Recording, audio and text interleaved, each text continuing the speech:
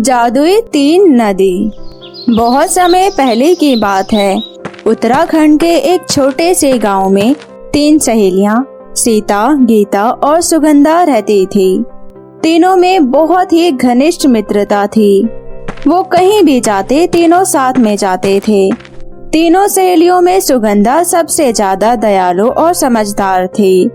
एक बार की बात है, गीता और सुगंधा, मैंने सुना है उस पहाड़ के पीछे कोई जादुई नदी बहती है। सुना तो मैंने भी है, लेकिन उधर का रास्ता बहुत ही खतरनाक है, जिस वजह से आज तक कोई भी उस जादुई नदी तक नहीं पहुंच पाया है।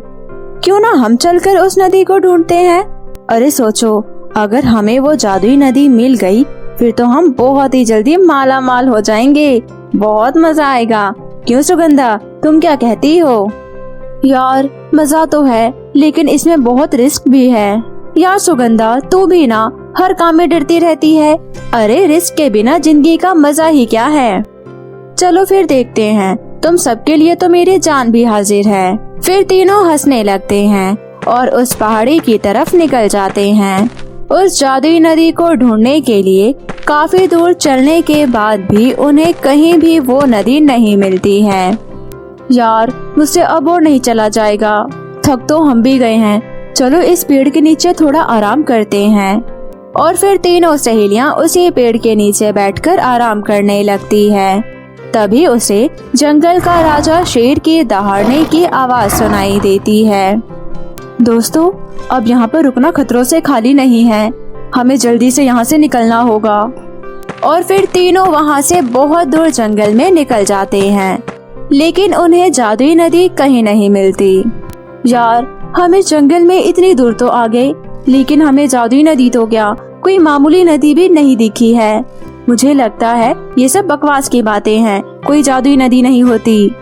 हाँ सीता, अब तो मुझे भी यकीन हो गया, कोई जादुई नहीं है। ये सब लोगों का अंधविश्वास है, बस और कुछ नहीं। नहीं यार, ऐसे मत बोलो। लोग ऐसे ही कुछ भी नहीं बोलते। उनकी बातों में जरूर कुछ न कुछ सच्चाई होती है, और मुझे पूरा यकीन है वो जादुई नदी यहीं कहीं है। तुम्हें यकीन है तो अब तुम ही ढूंढो। मैं तो बहुत थक गई हूँ। मैं यहाँ पर आराम कर रही हूँ। अब हमें इस जंगल से वापस निकलना चाहिए।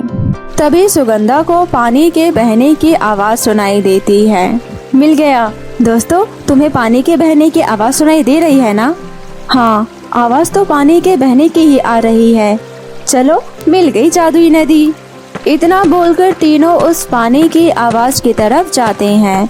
वो तीनों वहाँ जाकर देखते हैं, वहाँ कोई एक नहीं बल्कि तीन अलग अलग रंगों की जादुई नदी बह रही थी।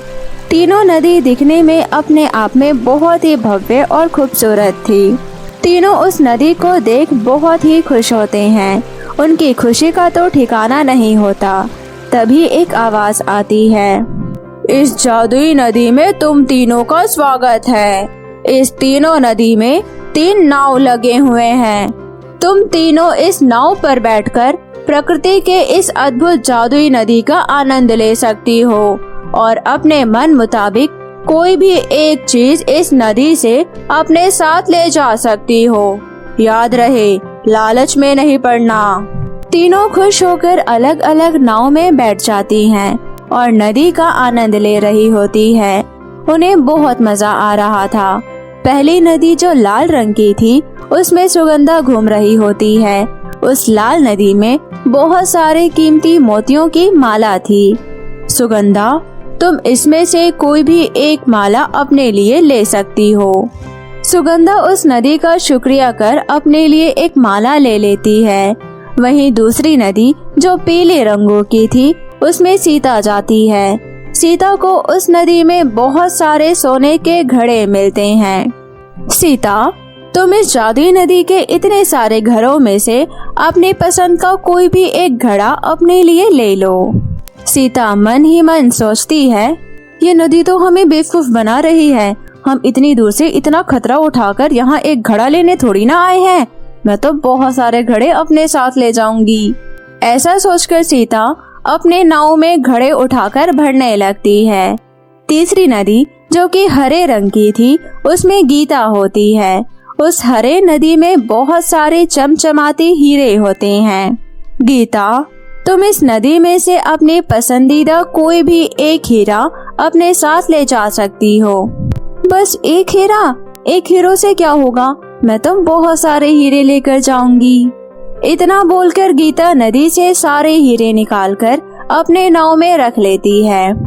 थोड़ी ही देर में सुगंधा की तो नाव किनारे तक पहुंच जाती है, लेकिन वहीं दूसरी तरफ सीता और गीता की नाव घड़े और हीरो की वजह से डूबने लगती है और दोनों जोर जोर से चिल्लाने लगते हैं। अरे बचाओ, कोई हमें बचाओ, सुगंधा प्लीज बचा लो मुझे, बचाओ, मैं डूब रही हूँ, प्लीज मुझे कोई बचाओ, प्लीज भगवान मेरी रक्षा करो। सुगंधा ये देख बहुत ही हैरान रह जाती है। अरे ये क्या किया तुम दोनों ने? इस जादुई ने हमें लालच करने से मना किया था ना, फिर तुमने ऐसा क्यों किया? यार ये भी कोई सवाल जवाब करने का टाइम है, पहले हमें बचा तो लो। फिर सुगंधा उस नदी से हाथ जोड़कर प्रार्थना करती है, हे जादुई नदी, हमारे दोस्तों से बहुत बड़ी गलती हो गई, कृपया इन्हें माफ करे, इन्हें बचा ले। तभी फिर से एक आवाज आती है, सुगंधा, तुम ईमानदार के साथ साथ बहुत ही दयालु भी हो, लेकिन तुम्हारी ये दोनों दोस्त बहुत ही लालची हैं। मैं इनकी तो कोई मदद नहीं कर सकती, लेकिन अगर तुम चाहो तो इनकी मदद कर सकती हो। मैं? वो कैसे?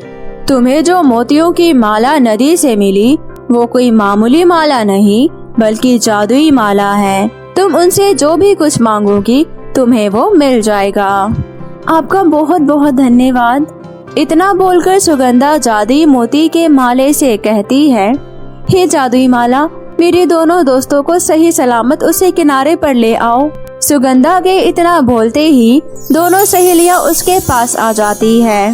मुझे माफ कर दो सुगंधा, तुम सही कहती हो, लालच नहीं करना चाहिए। आज मेरी लालच ने तो मेरी जान ही ले ली थी, अब से मैं कभी लालच नहीं करूँगी। हाँ सुगंधा, जान बचाने के लिए तुम्हारा बहुत बहुत शुक्रिया। आज के बाद मैं भी कभी लालच नहीं करूँगी। ये सब सुनकर सुगंधा बहुत खुश होती है और जादुई माला से कहती है, हे जादुई माला, हम तीनों को सही सलामत हमारे घर पहुंचा दो। और फिर तीनों सहेलियां सही सलामत अपने घर आ जाती हैं और फिर खुशी खुशी रहने लगते हैं। तो दोस्तों, इसी प्रकार हमें भी लालच नहीं करना चाहिए। लालच बुरी बला है।